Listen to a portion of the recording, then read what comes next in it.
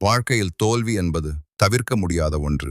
ஆனால் அந்த தோல்வியை எப்படி பார்க்கிறோம் என்பதுதான் நம்முடைய எதிர்காலத்தை தீர்மானிக்கிறது. பலர் தோல்வி வந்தவுடன் உடைந்து விடுகிறார்கள். ஆனால் வெற்றி பெறும் மனிதர்கள் அதே தோல்வியை ஒரு வாய்ப்பாக மாற்றுகிறார்கள். இதைத்தான் பண்டைய இந்திய ஞானி சாணக்கியர் மிக தெளிவாக கூறுகிறார். சாணக்கியர் சொல்வது, தோல்வி என்பது முடிவு அல்ல, அது வெற்றிக்கான முதல் படி. முதலில் தோல்வியை ஏற்றுக்கொள்ள கற்றுக்கொள்ளுங்கள். தவறுகளை மறைக்காமல் அதை புரிந்து கொள்ளுங்கள். இரண்டாவது, தோல்வியிலிருந்து கற்றுக்கொள்ளுங்கள்.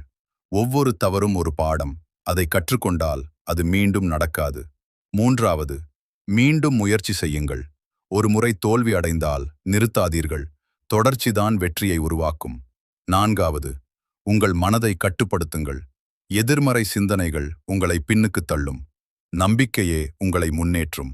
சாணக்கியர் மேலும் கூறுகிறார், தோல்வியை பயப்படாத மனிதன் ஒரு நாள் வெற்றியை கண்டிப்பாக அடைவான்.